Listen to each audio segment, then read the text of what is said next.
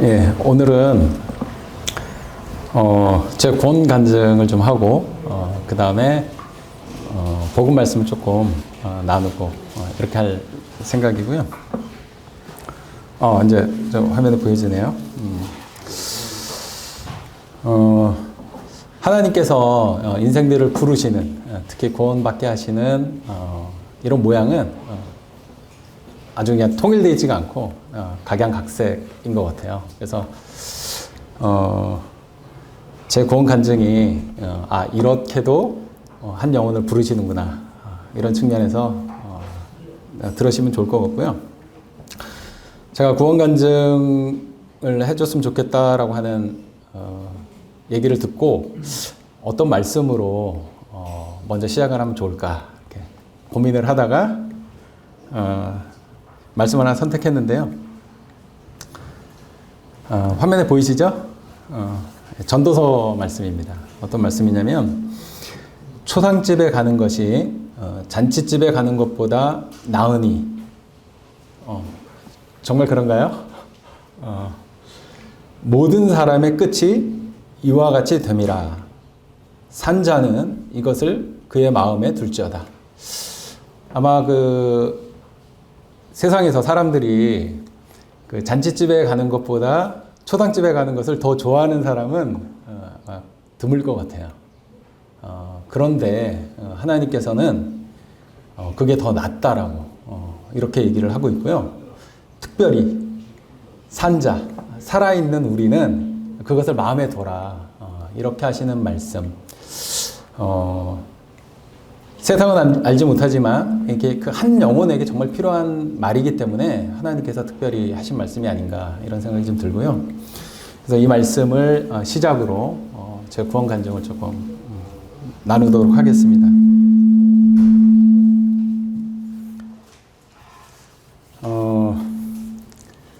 여기 7살 즈음이라고 적어놨는데, 제가 69년생입니다. 한참 어리죠? 애기죠? 69년생인데 학교는 70년 또래들하고 같이 학교를 다녔어요. 근데 연세가 있으신 분들은 저보다 더 어려운 시절을 보내셨을 것 같은데, 70년대, 80년대 요때니까 제 유년 시절에 저도 이렇게 가정 환경이 좋지는 않아서 이렇게 유복한 생활을 하지는 못했습니다. 근데 왜 하필 7살 요때를 가장 먼저 이제 구원 간증할 때 말씀을 드리느냐면, 저희 아버님이 술을 좋아하셨어요. 아주 장씨 집안 가운데서도 아주 술을 그냥 술고래라고 하실 정도로 평상시에는 되게 얌전하시고 자녀들에게도 잘 하시던 아버님께서 술만 드시면 했던 말을 또 하시고 이게 주사라고 하죠. 이거를 밤새 하시는 거예요. 그러니까 이제 가족들이 전부 다 아버님이 술을 드시고 오셨다 그러면 자리를 피하는 거예요. 아버님, 왜냐면 뻔하니까 그게 늘상 반복이 되니까 자리를 피해서 밖으로 나와 있는 거예요. 그러면 이제 아버님 혼자 계시면 혼자서 떠들고 이러지는 않으시니까 이제 곧 이제 잠이 드시고, 그러면 이제 들어가서 이제 집안 정리하고, 이제 한번 주무시면 이제 푹 주무시니까 하고, 이런 일들이 어렸을 때부터 이렇게 반복이 됐었는데, 제 기억으로는 한 7살쯤 됐던 것 같아요. 제가 그렇게 이제 항상 밤에 이렇게 나와서 어둠 가운데 밤하늘을 바라보면서 빨리 어른이 되고 싶다. 나는 이제 빨리 커서, 이제 그런 생각들을 이렇게 했던 시기가 7살, 6살, 7살 요때. 요즘에 아이들은 상상도 못할 그런 일들이었죠. 근데 요때쯤에, 근데 7살쯤에 그런 생각들을 좀 하게 된 것 같아요. 나는 빨리 어른이 되고 싶다, 이런 생각을 하다 보니까, 그때 당시는 이제 어리다라는 생각을 못 했었는데, 지금 생각하면 아주 애기죠. 여기 저보고 이제 아직 청년이다, 애기다 하셨는데, 제가 생각했을 때 제 7살 때는 지금 돌이켜보면 아주 애기죠. 근데 그때 빨리 어른이 되고 싶다라고 하는 생각을 하면서 든 생각이 뭐냐면, 어른이 되려면 어떻게 해야 되지? 이제 학교도 가야 되고, 이제 뭐 1학년부터 6학년, 중학교, 고등학교, 대학교. 학교를 졸업을 해야 되겠네. 그럼 학교 졸업하고 나면 뭐 하지? 결혼을 해야죠, 뭐. 그때 군대 생각은 못 했던 것 같아요. 아주 어렸으니까 어린이가 커서 남자가 군대를 가야 돼. 아마 이런 생각은 못 했던 것 같고, 학교를 마치면 직장을 구하고 결혼을 하고, 그러고 나면 아이를 낳고, 이런 생각들을 그 무렵에 이렇게 계속 했던 것 같아요. 근데 그러고 나서 그 생각이 계속 깊어지는 거예요. 그래? 그럼 결혼하고 나서 아이를 낳고, 또 아이들이 자라서 또 뭐 손주를 낳고, 그럼 나는 어떻게 되는 거지? 이런 생각이 드는 거예요. 그러다 보니까, 죽네? 7살 때 그 죽음이라고 하는 이런 생각을 하게 됐어요. 왜냐면 빨리 어른이 되고 싶다라고 하는 생각을 하다 보니까 자연스럽게 그 과정들을 이제, 지금 분명하게 알지는 못하지만 어렴풋이 그런 생각을 하는 거예요. 죽네? 근데 죽으면 어떡하지? 이렇게 되는 거예요. 근데 그게 너무 무서운 거예요.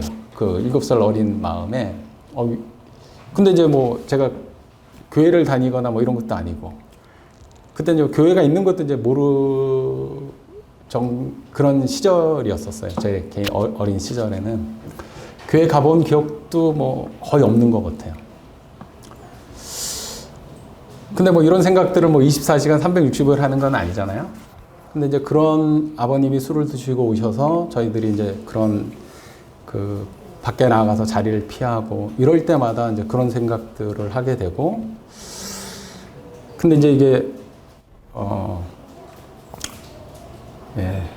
사춘기에 접어드니까 이런 생각들이 더 빈번하게 드는 거예요. 중학교,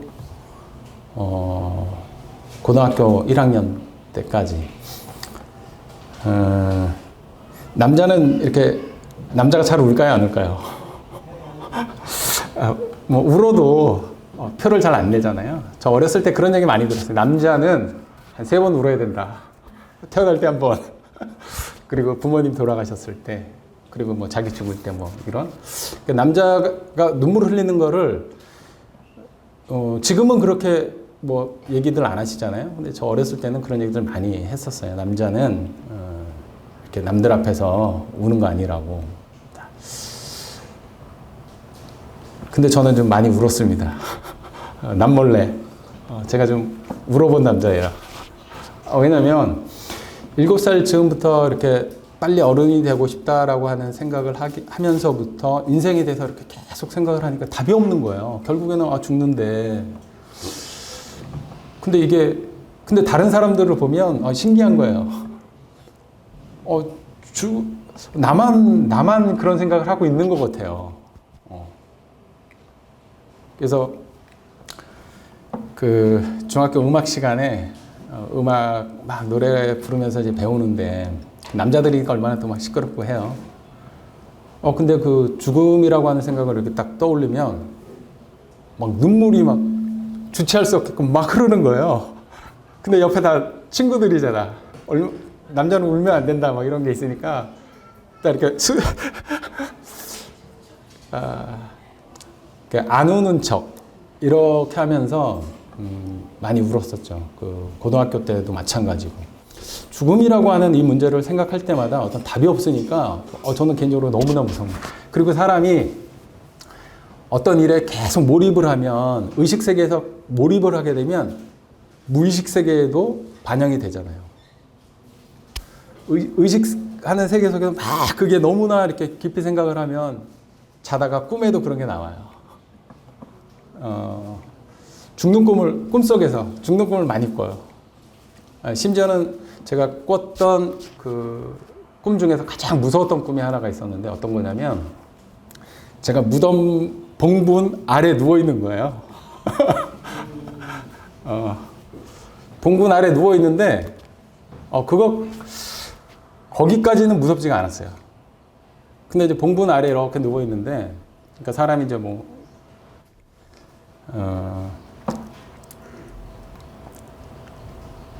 봉분 아래 누워 있는데 이제 불도저가 와가지고 봉분을 밀어버려요. 이게 평평해지잖아요. 거기다가 사람들이 건물을 짓는 거야. 막 아파트 같은 거를 높이 세우고. 그러다가 계속 시간이 흘러가는 이런 의식을 하는 거예요. 그 봉분 이렇게 무덤에 누워서. 그러다가 어느 순간에 이 자가 스스로에게서 잊혀지는 거예요. 시간이 한참 흐른 후에. 그런 걸 이제 꿈으로 꿔요. 그러니까 너무나 무서운 거예요. 자다가 벌떡 일어나. 깨가지고 누나가 옆에 누워 자는데 막 흔들어 깨웠어요, 제가. 아, 지금 잠이 오냐고. 아, 지금 죽으면 이거 어떡하냐고. 너무나 무서우니까. 그래서 누나를 막 깨워가지고, 나 죽는다고. 이거 어떡하냐고, 이거. 그 사춘기 시절에 특히 심했던 것 같아요. 그러다가 친구들이 교회 한번 가보자고 하더라고요. 제가 뭐 이런 죽음에 대한 이런 얘기들을 친구들하고 해본 적은 없어요. 그냥 이제 혼자만. 근데 이제 주변에 사람들 보면 다들 얼굴이 밝아요. 그냥 화나고 뭐 어떤 근심 걱정이 없는 거예요. 근데 제가 보는 사람의 끝은 너무나 분명한 거예요. 곧 다 죽는 거예요. 안 죽는 사람이 없어. 정주영 회장이 어디 그 다큐멘터리인가 나와서 자기는 90세까지인가 뭐 살고 싶다 뭐 이런 얘기를 한 적이 있었어요. 그분이 한 70세 좀 넘어서 돌아가셨는데 그 많은 돈 많은 이런 사람들도 죽음 앞에서는 어쩔 수가 없잖아요. 근데 당장 내 주위에 있는 사람들, 거리의 사람들을 보면 근심 걱정이 없어요. 다 이렇게 뭐 하하호하고 제가 볼 때는 뭐 나름대로의 사정들이야 있겠지만 그리고 그런 근심 걱정 하나 없이 이렇게 돌아다니는 거 보면 너무나 신기했죠. 그런 이제 사춘기 시절 지날 때 너무 막 하니까 울기도 많이 울고 편하지 않게 몰래. 근데 요즘 와서는 이제 얘기할 때 내가 좀 울어본 남자다 이런 얘기들을 이제 가끔 하는데 그때 이제 교회는 어떻게 오게 됐느냐면 친구 중에 한 명이 고등학교 1학년 때였던 것 같아요. 장로교회 다니던 친구였는데 우리 교회 한번 같이 가보자. 그래서 이제 장로교회를 갔었어요. 친구들 따라. 근데 거기서도 어떤 말씀에 대한 교제는 별로 없었던 것 같아요. 학생들만 별도로 모였었거든요. 찬송 부르고 그다음 거기는 이제 그런 그 헌금을 많이 하더라고요. 뭐 감사 헌금, 뭐 11조 헌금 또 그런 거를 누가 얼마를 했다 뭐 이런 것들을 다 얘기를 해요. 누가 감사하셔서 뭐 어떻게 했다 뭐 이런 얘기들 하시고. 근데 그때까지도 다 같이 뭐 기도합시다. 기도하다가도 그런 죽음에 대한 이런 생각들이 딱 들어오고 내가 죽을 수밖에 없구나 이런 생각을 하게 되면 기도하다가도 눈을 번쩍 떠요. 이게 뭐 해결이 안 되니까. 근데 이제 장로교회는 한 3개월 정도 나오면 학습 세례라는 것을 줘요. 그래서 이제 문답지를 주고 그거를 이제 보고 이제 외우면 이제 학생 집회가 아니라 어른들이 모이는 집회에 가가지고 그거를 이제 문답을 하는 거예요. 그러고 나면 이제 학습 세례를 주는데 제가 거기 갔다가 이제 깜짝 놀라가지고 그 교회를 이제 안 다니게 됐는데 이 목사님이 설교를 하세요. 설교를 잘 하시다가도 아마 그분이 강조하시고 싶었던 어떤 내용들이 오면 이 목소리를 이렇게 긁는다고 하나? 이렇게 이상한 변성 소리를 내시더라고. 그래서 제가 막 말씀을 듣다가 그렇게 막 하니까 너무나 이게 거북해가지고 깜짝 놀랐어요. 그래서 그걸 계기로 그 교회는 이제 안 다니게 됐고 그러면서 아까 말씀드린 대로 제가 막 자다 말고도 우리 누님을 깨워가지고 죽으면 어떡하냐 막 이렇게 했는데 그때 저희 누님이 불광동 교회 지금 이제 은평교회로 명칭이 바뀐 지가 오래됐죠. 거기 형제교회 이제 다니고 계셨었는데 우리 교회 한번 와봐라. 그렇게 해서 이제 이쪽 다니던 교회는 누님 교회를 가게 됐으니 여기는 이제 더 이상 못 나오게 됐습니다. 이제 말씀을 드리고 누님 교회를 가게 된 거예요. 딱 갔는데 이렇게 상을 가운데 딱 놓고 저희는 이제 여기다 앞에다 떡과잔을 놓잖아요. 은평교회 초창기 때는 이렇게 가운데 떡과잔을 놓고 자매님들이 하얀 너울들을 쓰시고 한쪽에 이렇게 앉아 계시고 그리고 형님들 앉아서 이렇게 들어가는 첫 모습이 일단은 제 성정에는 되게 좀 좋았고요. 근데 이제 그 다음에 딱 갔더니 그 전에 다니던 데하고는 다른 게 뭐냐면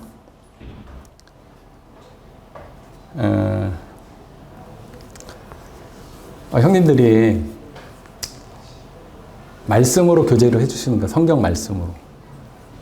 그러니까 아마 80년대 초니까 그때까지만 해도 형제님들이 성도님들이 그 말씀에 대한 열정이 엄청나셨던 것 같아요. 새로운 사람이 왔다 이러니까 한번 붙들고 얘기를 시작하시면 1시간 반, 2시간은 그냥 기본이에요. 그러니까 제가 고등학교 2학년 그 초쯤에 이제 갔었으니까 그리고 제가 성격이 특히 어른들이 어떤 말씀을 하시면 가만히 듣는 이게 뭐 싫은 소리를 하든 아니면 뭐 꾸지람을 하든 뭘 하든 하면은 가만히 듣는 스타일이었는데 형제님들이 그러니까 새로운 사람이 이제 왔다고 생각하니까 형님들 입장에서 이제 구도자가 되겠죠.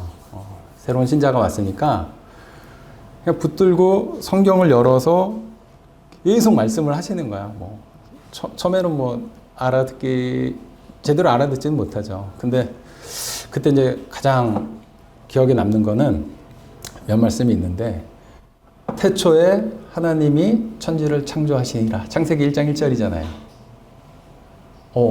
하나님이 천지를 창조하셨구나. 이런 얘기를 저는 이제 어디서 들어본 적이 없었으니까 교회를 다닌 것도 아니고 누가 뭐 그런 말씀들을 해주지도 않았었고 그리고 지금 제가 이렇게 띄워드린 히브리서 9장 27절에 보면 한 번 죽는 것은 사람에게 정해진 것이요 그 후에는 심판이 있으리니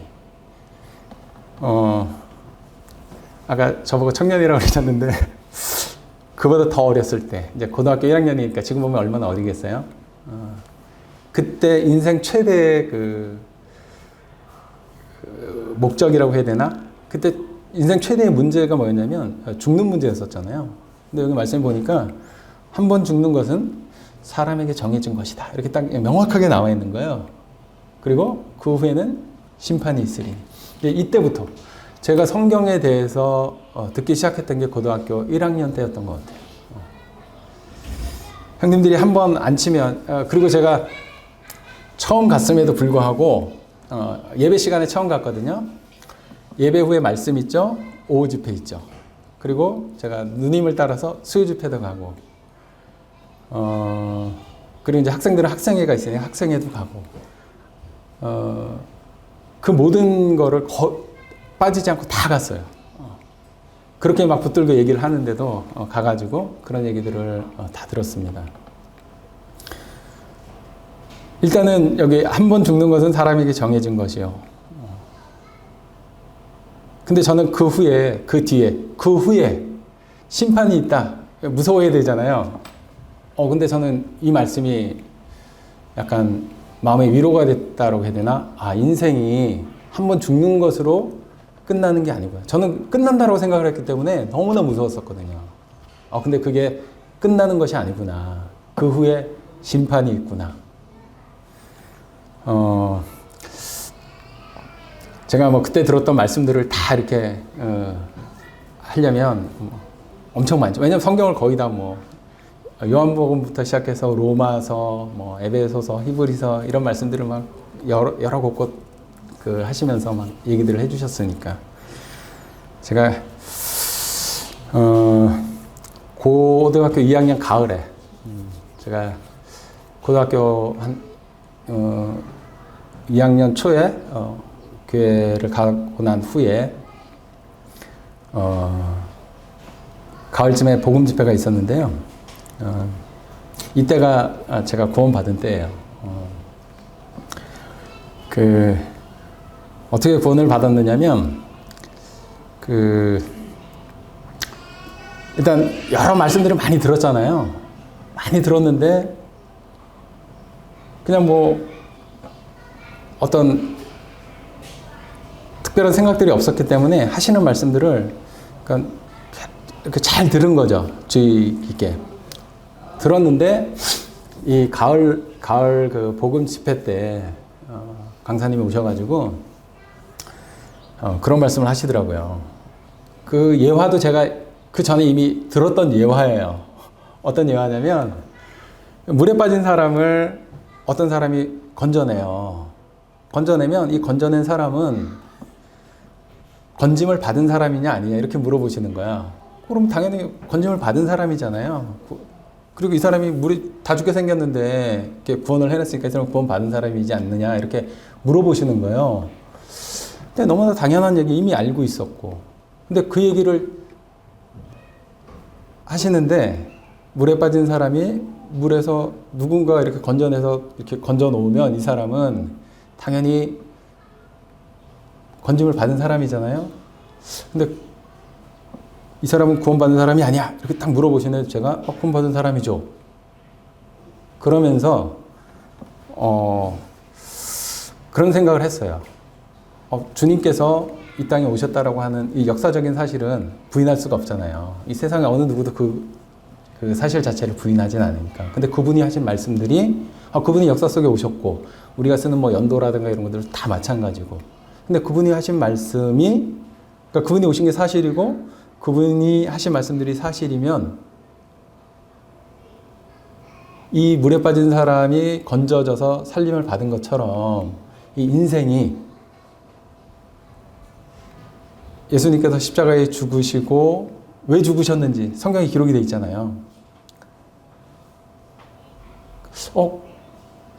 이게 지금 이분들이 말씀하시는 제가 이제 막 형제 자매님들로부터 들은 말씀들이 사실이라고 하면 나는 구원받은 사람이겠다 이런 생각이 드는 거예요.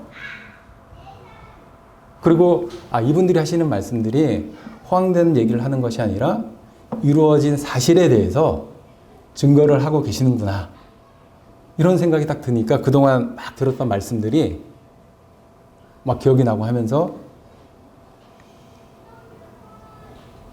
마음속에 확 들어오는 거예요.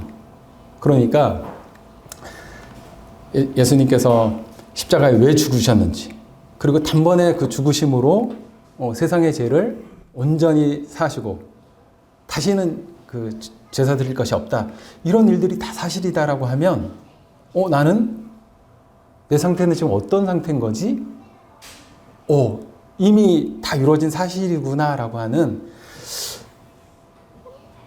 누가복음 그 1장에도 보면 데오빌로 각하에게 보낸다라고 할 때 우리 중에 이루어진 사실에 대해서 내가 기록한다라고 이렇게 하면서 서신이 시작이 되잖아요. 그래서 제가 그동안에 저는 구원을 빨리 받은 편이에요. 들은 말씀들이 한 6개월 정도뿐이 안 되거든요. 그 기간으로. 제가 막 교회를 몇십 년 다녔거나 이런 것이 아니라. 그러니까 그동안에 형제 자매님들이 성도님들이 말씀하시는 이 말씀들이 역사 가운데 이루어진 사실이구나. 이걸 딱 받아들이는 순간에 제가 들었던 모든 말씀들이 막 생각이 나고 마음에 믿어지는 거예요. 그래서 히브리서 9장 12절에 보면 그때 형제자매를 통해서 이렇게 많이 들었던 말씀 제가 몇 구절을 좀 소개를 좀 해드리겠습니다. 염소와 송아지의 피로 하지 아니하고 오직 자기의 피로 영원한 속죄를 이루사 단번에 성소에 들어가셨느니라. 오직 그리스도는 죄를 위하여 한 영원한 제사를 드리시고 하나님 우편에 앉으사 또 10장 17절에 또 그들의 죄와 그들의 불법을 내가 다시 기억지 아니하리라 하셨으니 이런 말씀들을 늘 듣던 말씀들인데 이런 말씀들이 들어오면서 예수님께서 죄를 위한 제사를 단번에 들으시고 하나님 보좌의 우편에 앉아 계시고, 그리고 이거에 대해서는 다시 제사 드릴 필요가 없구나, 이런 생각들을 이제 명확하게 한 거죠. 잘 아시는 말씀이지만 요한복음 3장 16절에도 하나님이 세상을 이처럼 사랑하사 독생자를 주셨으니 이는 그를 믿는 자마다 멸망하지 않고 영생을 얻게 하려 하심이라. 14장 6절에 예수께서 이르시되 내가 곧 길이요 진리요 생명이니 나로 말미암지 않고는 아버지께로 올 자가 없느니라. 11장 25, 26절에도 보면 예수께서 이르시되 나는 부활이요 생명이니 나를 믿는 자는 죽어도 살겠고 무릇 살아서 나를 믿는 자는 영원히 죽지 아니하리니 이것을 내가 믿느냐. 고린도전서 15장 3절 4절에 보면 내가 받은 것을 먼저 너희에게 전하였노니 이는 성경대로 그리스도께서 우리 죄를 위하여 죽으시고 장사 지낸 바 되셨다가 성경대로 사흘 만에 다시 살아나사. 로마서 10장 9절에서 10절 내가 만일 내 입으로 예수를 주로 시인하며 또 하나님께서 그를 죽은 자 가운데서 살리신 것을 내 마음에 믿으면 구원을 받으리라. 사람이 마음으로 믿어 의에 이르고 입으로 시인하여 구원에 이르느니라. 에베소서 2장 너희는 그 은혜에 의하여 믿음으로 말미암아 구원을 받았으니 이것은 너희에게서 난 것이 아니요 하나님의 선물이라. 행위에서 난 것이 아니니 이는 누구든지 자랑하지 못하게 함이라. 이 들었던 말씀들이 생각이 나고 하면서, 그러니까 이게 사실이다라고 하는 것을 딱 인식하는 순간에 그동안에 내가 들어왔던 모든 말씀들이 막 이렇게 생각이 나는 거예요. 그러면서 사람이 어떤 행위로 받는 구원이 아니잖아요. 내가 뭘 해서가 아니라 주님께서 이뤄 놓으신 일을 마음에 믿으면, 이거 하나잖아요.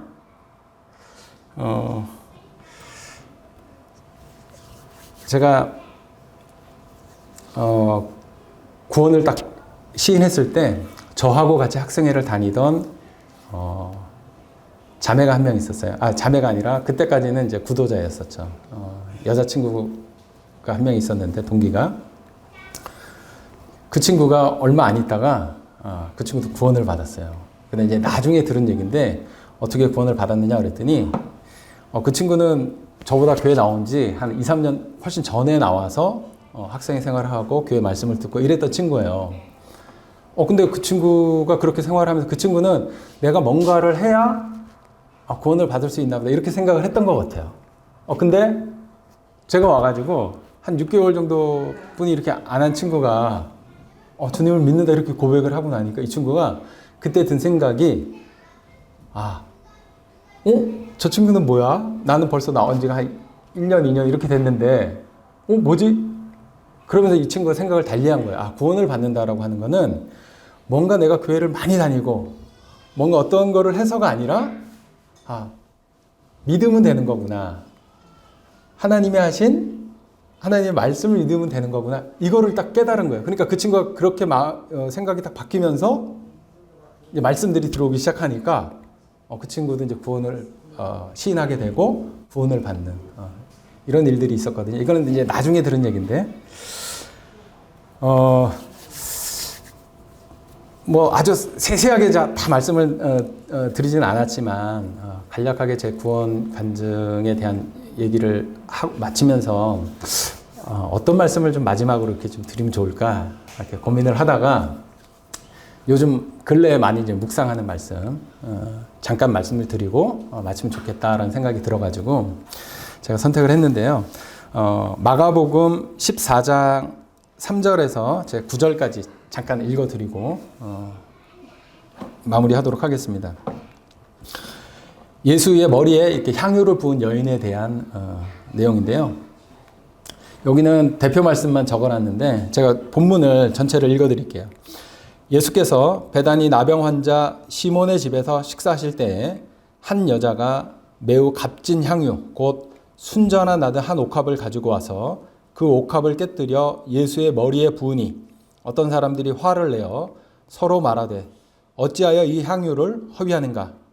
이 향유를 300데나리온 이상에 팔아 가난한 자들에게 줄 수 있었겠도다 하며 그 여자를 책망하는지라. 예수께서 이르시되 가만두라. 너희가 어찌하여 그를 괴롭게 하느냐. 그가 내게 좋은 일을 하였느니라. 가난한 자들은 항상 너희와 함께 있으니 아무 때라도 원하는 대로 도울 수 있거니와 나는 너희와 항상 함께 있지 아니하리라. 그는 힘을 다하여 내 몸에 향유를 부어 내 장례를 미리 준비하였느니라. 내가 진실로 너희에게 이르노니 온 천하에 어디서든지 복음이 전파되는 곳에는 이 여자가 행한 일도 말하여 그를 기억하리라 하시니라.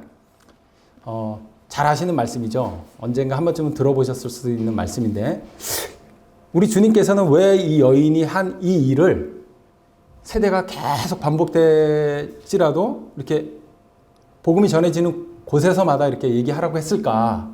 왜 그랬을까? 한번 생각해 보신 적 있으신가요? 왜 그랬을까? 제가 근래 이제 많이 묵상이 돼가지고, 첫 번째는 십자가의 죽음이라고 하는 것을 생각했을 때 다른 사람들이 어떤 모습을 보였을까? 여기 보시면 두 군데 말씀을 드러놨는데요. 하나는 베드로가 예수님께서 십자가에 가서 죽으실 거다 이렇게 얘기하니까, 지도자잖아요. 이스라엘 사람들은 예수님을 지도자로 생각했고 선생님으로 생각했고 이렇게 했기 때문에 그분이 십자가에서 죽을 거다 이렇게 얘기를 하니까, 이런 일이 일어나면 안 되겠습니다 하면서 예수님을 막 꾸짖는 거예요. 왜 이런 일이 그런 일은 생각지도 마십시오. 막 이렇게 항변을 하는 거죠. 그리고 그 제자들에게, 12제자들에게는 성경에도 한 3번 이상 기록이 되어 있죠. 왜냐하면 우리 주님께서 예루살렘에 올라가서 십자가에 죽으시고 살아날 것에 대해서 얘기를 했는데, 제자들은 이 말씀을 깨닫지도 못하고 묻기도 두려워하더라. 이렇게 뭐냐면 십자가의 죽음을 생각한다라고 하는 거는 이렇게 두려운 거예요. 무서운 거예요. 제자들조차도. 예수님을 가장 가까이서 따르던 12제자들조차도 그 예수님께서 죽는다라고 하는 것은 무섭고 두려운 거예요. 그런데 이 예수님의 머리에 향유를 부은 이 여인은 그 예수님의 십자가에 대해서 깊이 있게 생각을 했어요. 그 죽음에 대해서 피하지 않았어요. 이 여인은 안 무서웠겠어요? 무서웠겠죠. 동일한 성정을 갖고 있으니까. 죽음이라고 하는 걸 생각했을 때 얼마나 무서웠겠어요? 자기 죽음을 생각할 때도 무섭지만 자기들이 온 마음을 다해서 모든 걸 바쳐서 따르는 그 예수님께서 죽는데요. 근데 이게 얼마나 무섭겠어요. 제자들은 묻기도 두려워하더라. 이렇게 표현할 정도로 무서운 일이에요. 근데 이 여인은 그거를 피하지 않았어요. 그 죽음에 대해서, 예수님이 하신 말씀에 대해서 깊이 있게 생각을 한 거예요. 그러니까 어떻게 돼요? 우리 주님이 죽고 나면 그 장례 예식 중에 향유를 바르게 돼 있잖아요. 그러니까 죽음을 피하지 않고 딱 대면해가지고 그 사실을 분명히 보니까 예수님의 머리에 향유를 부을 수 있게 된 거죠. 이게 그냥 나온 게 아니에요. 예수님이 하신 말씀을 잘 듣고 많은 사람들 묻기도 두려워하고 무서워했지만 이거를 피하지 않고 그 말씀에 집중을 한 거예요. 대단한 거죠. 그러니까 예수님께서 이 여인을 칭찬하신 거고, 복음이 전해지는 곳에 이 여인을 계속 거듭해서 얘기해라 라고 하시는 거예요. 그 다음에 또 하나는, 이 여인이 죽음만 생각했다 그러면 이게 됐겠어요? 무서워가지고? 할 수가 없는 거예요. 근데 예수님께서 뭘 말씀하셨느냐면, 나는 예루살렘에 올라가서 죽을 거야. 제사장들에게, 그 지도자들에게 버림을 받고 십자가에서 죽을 거야. 그런데 그게 끝이 아니다. 3일 후에 살아날 거야 라고 이렇게 얘기를 하셨거든요. 이 여인은 죽음에도 집중을 했지만 예수님이 하신 말씀 뭐예요? 다시 살아날 거라고 하는 거에 딱 집중을 한 거예요. 희망이 있는 거죠. 소망이 있는 거죠. 그러니까 이 여인은 향유를 붓는, 그 300데나리온이라고 하는 거는 엄청난 가치가 있는 거예요. 막 꾸짖잖아요. 너 이 귀한 거를 왜 여기다 붓니? 팔아서 다른 사람들을 구제하는 데 쓰지 않고, 막 뭐라고 하는, 예수님이 뭐라고 그러냐면, 내비둬라. 이렇게 말씀하세요.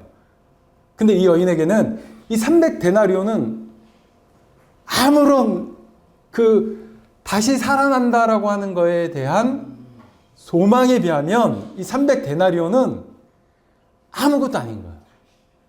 그러니까 예수님이 하신 말씀에 딱 집중을 한 이 여인은 두려움을 극복해낼 수 있었고 300데나리온의 가치가 이 향유가 비할 수 없는 하찮다라고 하는 것을 알았기 때문에 예수님의 머리에 그냥 과감히 붙는 거죠. 예수님께서는 이 여인의 그 마음을 아시는 분이잖아요. 이 여인의 그 행동한 것을 아시는 분이잖아요.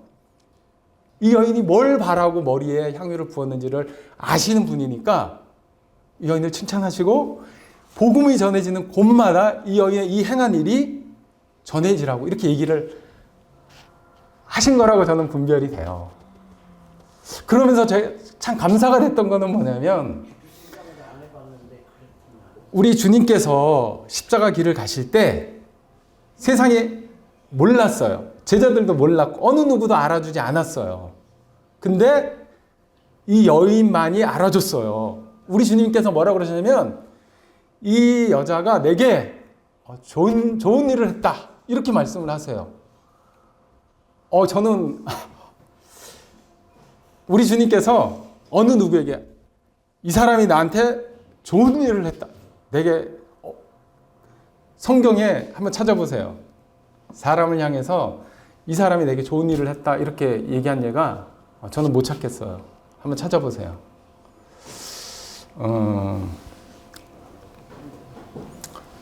제가 왜 이 말씀을 택했느냐면 저희들에게 죽음을 생각할 때 두려움이 있을 수도 있고 그렇지만 우리 주님의 말씀에 집중을 하시잖아요. 우리 주님이 하신 말씀을 정확히 보고 죽음과 또 죄의 삭은 사망이잖아요. 죽음 앞에 있는 죄, 우리에게 직면해 있는 우리가 해결할 수 없는 죄의 문제, 죽음의 문제, 이런 문제들을 하나님의 말씀, 우리 주님께서 어떤 말씀을 하셨는가를 명확히 딱 보면 이겨낼 수가 있는 거예요.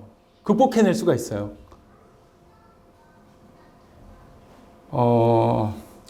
그래서 이 여인처럼 지금 여기 계신 많은 분들께서 우리 주님께서 하신 말씀을 이렇게 심령에 두고 죄의 문제와 죽음의 문제를 피하려고만 하지 않고 딱 직면한다 그러면 우리 주님께서 정말 그 말씀이 그 속에서 믿어지게 살아 움직이게 이렇게 하실 거라고 하는 믿음이 있기 때문에 이 말씀을 좀 나누고 싶었고요. 여기 마지막 밑에 보면 예수께서 이르시되 나는 부활이요 생명이니 나를 믿는 자는 죽어도 살겠고 무릇 살아서 나를 믿는 자는 영원히 죽지 아니하리니 이렇게 말씀하셨어요. 그러면서 이것을 내가 믿느냐? 이렇게 묻고 계시죠. 이 말씀이 생각날 때마다 저는 그렇게 말씀드리면 예수님 믿습니다. 우리 주님을 믿고 우리 주님이 하신 이 말씀을 믿습니다. 동일한 그런 고백들을 하셨으면 좋겠고요. 주님께서는 지금도 예배하는 자들을 찾으시고 여기 계신 모든 분들이 우리 주님 앞에 나오시기를 바라죠. 마지막으로 한 말씀만 더 보여드리고 마치도록 하겠습니다. 시작할 때 전도서 말씀 보여드렸는데요. 마칠 때도 전도서 12장 1절 말씀. 너는 청년이 때에 너의 창조자를 기억하라. 왜 청년이라고 하셨을까? 아까 저보고 청년이다 그랬는데, 저는 처음에 이 청년이 정말 그 20대, 30, 그 청년들 이렇게 생각을 했었어요. 저 어렸을 때는. 근데 지금은 안 그래요. 왜 그러냐면, 제가 나이를 좀 이제 먹다 보니까 든 생각이 뭐냐면, 몸은 커지고 나이는 들고 이제 몸은 이렇게 늙어가고 나이가 들어가는데 마음이 그렇지 않다는 거예요. 마음은 청년의 때 그대로인 거예요. 혹시 마음이 늙으신 분 계세요? 아마 마음은 늙지 않는 것 같아요. 하나님이 그걸 아시는 것 같아요. 그래서 너는 청년의 때에 너의 창조자를 기억하라. 지금도 이 말씀을 하시는 것 같아요. 그 뒤에 뭐라고 나와 있느냐면 곧 공고한 날이 이르기 전에 나는 아무 낙이 없다고 할 해들이 가깝기 전에 해와 빛과 달과 별들이 어둡기 전에 비 온 뒤에 다시 구름이 일어나기 전에 너는 너의 창조자를 기억하라. 여기 계신 분들 다 청년이에요. 나는 나이 들어서 나는 늙어. 이게 아니에요. 이 말씀은 어떤 한 청년에게만 하시는 말씀이 아니라 우리 모두에게 하시는 말씀이거든요. 너는 청년의 때에 너의 창조주를 기억하라. 정말 그렇게 하나님을 기억하시고 우리를 위해서 십자가를 지시고 죄의 문제와 죽음의 문제를 완전히 해결하신 우리 주님을 마음에 믿고 저와 동일하게 우리 주님 안에서 나타나는 저희들이 됐으면 좋겠다는 생각이 듭니다. 잠깐 기도하고 마치도록 하겠습니다.